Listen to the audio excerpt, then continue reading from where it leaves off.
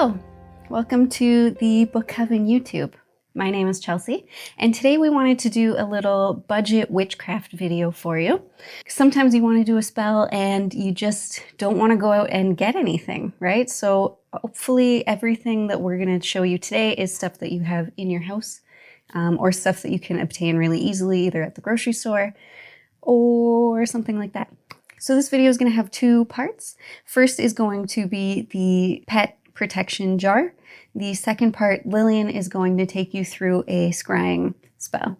So I will leave the timestamp for that below, just in case you want to only watch that one. You're more than welcome to jump ahead and she'll help you out with that. Again, with all household items or things that are easy to come by, things that you might hopefully have and or can acquire cheaply.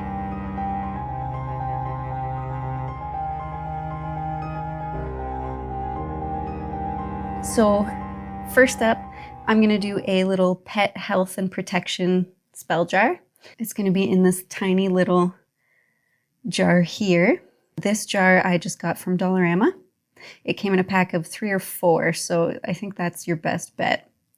I also have some brown string, which I also got at Dollarama, just like a roll of twine, a blue candle from Dollarama, lavender from Bulk Barn, cinnamon from the grocery store, salt from the grocery store, pine from outside, and it keeps stabbing me, so that's nice.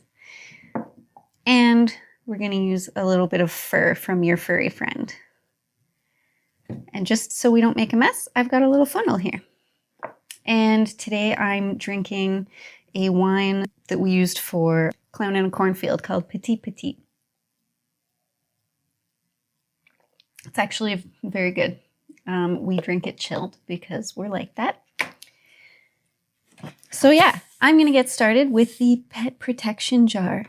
This is for my beautiful furry princess, Chloe, who I'm sure you've heard a lot about if you follow our videos or our podcast. So to begin, I'm going to cast a circle and focus my intention. You can use sage. I've already saged all my ingredients. So first things first, I'm going to get the candle lit. The candle's going to be used to seal the jar at the very end. We're going to need some of the wax.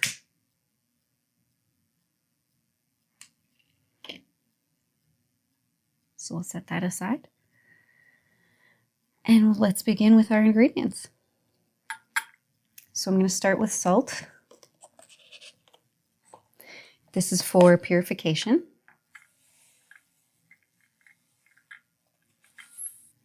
Then I'm going to go in with lavender, and this is for calming. You know, pets can get really anxious when there's any change, or if you're not home for a little while. A lot of things make them very anxious. So we want to make sure that they're calm. Next, I'm going to add the pine. So I'm going to tear these from the sticks. And this is to banish sickness and bring luck.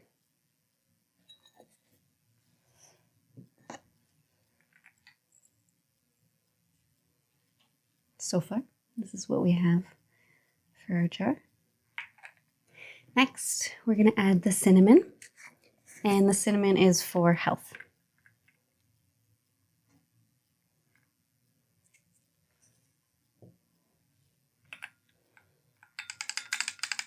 Before we put our fur in, I have a little piece of paper here. I'm going to make this even smaller. So I'm going to write very small on it.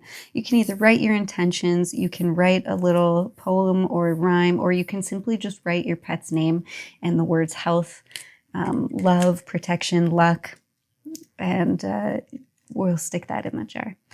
I'm writing something here that I found on someone else's spell, so this is taken. I'll link who wrote this below, but I particularly like it because it rhymes, and I like a good rhyme.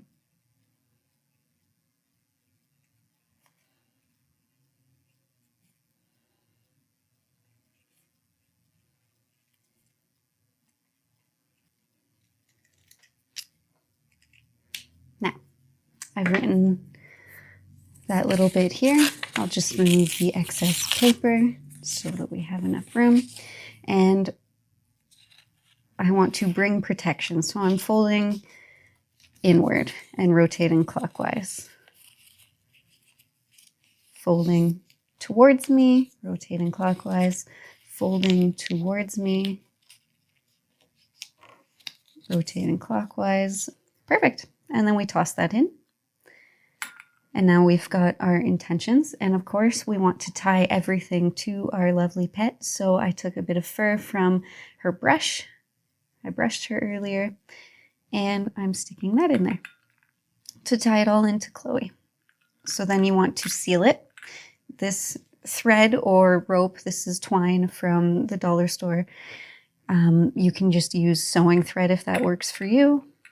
Whatever suits you. And I'm just going to tie it around as much as I can. And then tie it closed at the end. The thread is for animals and pets and things lost. The brown thread is so that your pet always knows where home is. Okay, and now that we're done, everything's tied up really nicely. Everything's in there really nicely. We just need to wait for some of this candle wax to melt. We've got a little bit here, so I'm going to let that burn down a little bit. And once it gets a little bit better, I'll be back here. But in the meantime, I've recently just started this little spell book here. I'm going to take all of the spells that we do for the jars for the YouTube, and I'm going to just write them down in here, anything that I like. And then I'll put whether I've been noticing it working or not. And that's how you kind of get a gist as to which ingredients work best for you, which ones you resonate with, and which spells you end up resonating with a lot as well.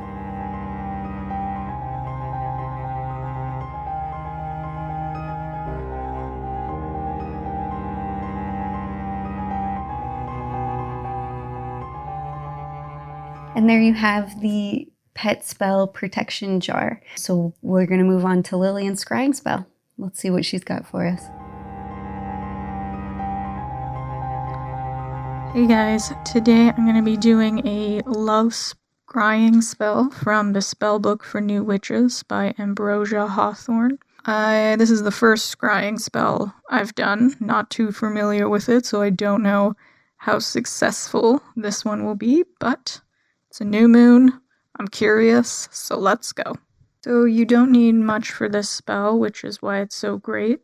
Just get a dark bowl that I filled with some moon-charged water, which it's always good to have some little vials of moon water, which I fill these up, and charge them every full moon. If you use a wand or an athame, use whatever you prefer.